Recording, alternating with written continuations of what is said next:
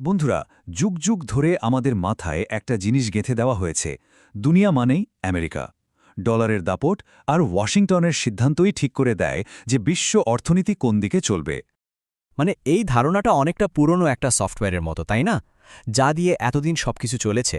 কিন্তু এখন সময় এসেছে ওই পুরনো চশমাটা খুলে ফেলার। তাহলে প্রশ্নটা হলো 2026-এ এসে এই পুরো স্ক্রিপ্টটা কি সত্যি সত্যি বদলে যাচ্ছে? দেখুন, আজকের এই আলোচনাটা কিন্তু কোনো জল্পনা বা গসিপ নিয়ে নয়, বরং কিছু কঠিন সত্যি নিয়ে, যা বিশ্বজুড়ে রীতিমতো আলোচনার ঝড় তুলেছে।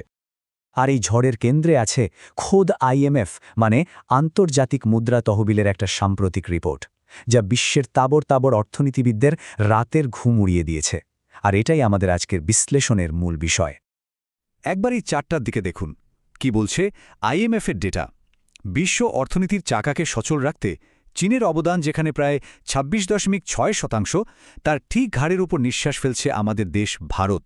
ভাবা যায়, ভারত এখন একাই বিশ্ব অর্থনীতির প্রায় ১৭% গ্রোথকে কন্ট্রোল করছে। আর সবচেয়ে অবাক করার মতো বিষয় কোনটা জানেন? যে আমেরিকাকে আমরা এতদিন অর্থনীতির শেষ কথা বলে জেনে এসছি, তাদের অবদান নেমে এসছে মাত্র ৯.৯%। সোজা কথায়, বিশ্ব অর্থনীতিকে এগিয়ে নিয়ে যাওয়ার ক্ষেত্রে ভারতের অবদান এখন আমেরিকার প্রায় দ্বিগুণ। বুঝতেই পারছেন, জল অনেক দূর গড়িয়েছে। আর ঠিক যখনই এই পরিসংখ্যানগুলো সামনে এলো, তখনই বিশ্বের অন্যতম প্রভাবশালী ব্যক্তিত্ব ইলন মাস্কের একটা ছোট্ট মন্তব্য সোশ্যাল মিডিয়ায় আগুন লাগিয়ে দেয়। তিনি কিন্তু একদম সোজা সাপটা ভাষায় স্বীকার করে নিয়েছেন যে পৃথিবীর ক্ষমতার ভারসাম্য মানে ব্যালেন্স অফ পাওয়ার নাটকীয়ভাবে বদলে যাচ্ছে।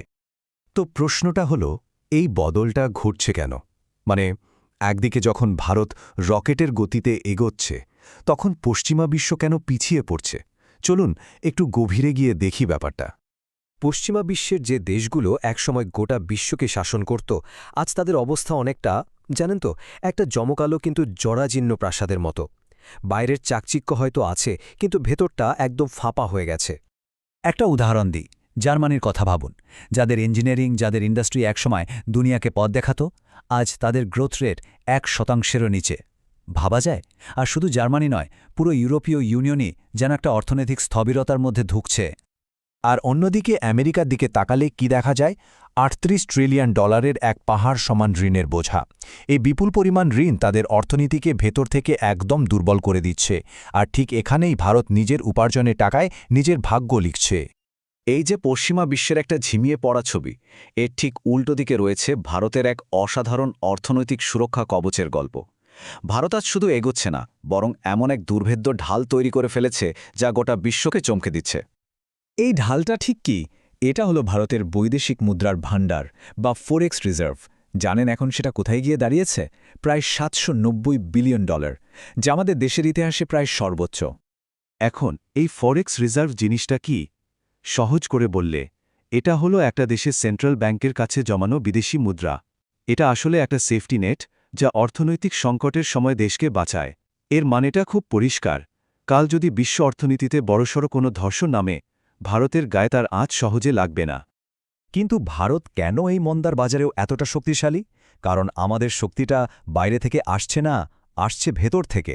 প্রথমত, আমাদের দেশের অভ্যন্তরীণ চাহিদা আকাশ ছোঁয়া। দ্বিতীয়ত, পরিকাঠামোয় বিপুল বিনিয়োগ হচ্ছে। তৃতীয়ত, মেক ইন ইন্ডিয়া এখন আর শুধু একটা স্লোগান নয়, এটা ফ্যাক্টরির মেঝের বাস্তবতা। আর সবথেকে বড় শক্তি, আমাদের বিশাল তরুণ প্রজন্ম, যাদের জোরেই ভারত বিশ্ব শাসন করার স্বপ্ন দেখছে।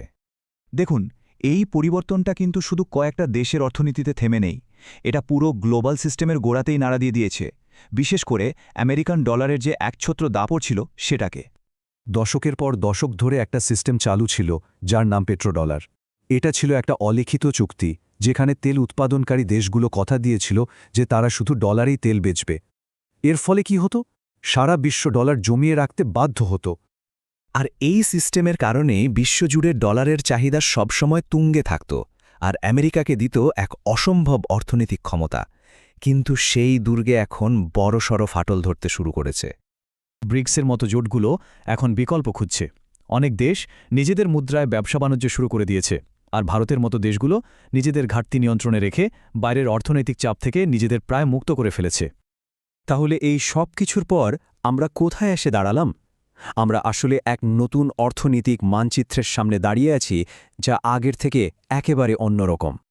এই টেবিলটা দেখুন, পুরো ব্যাপারটা জলের মতো পরিষ্কার হয়ে যাবে। আগে গ্রোথ ইঞ্জিন ছিল আমেরিকা, ইউরোপ, এখন সেই জায়গা নিচ্ছে এশিয়া, নেতৃত্বে চীন আর ভারত।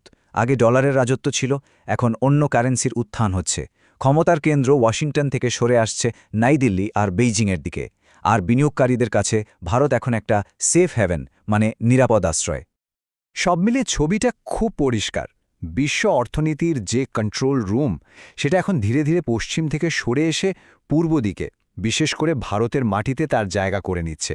ভারত এখন আর পেছনের সারির দর্শক নয়, বরং মূল চালকের আসনে বসার জন্য প্রায় তৈরি।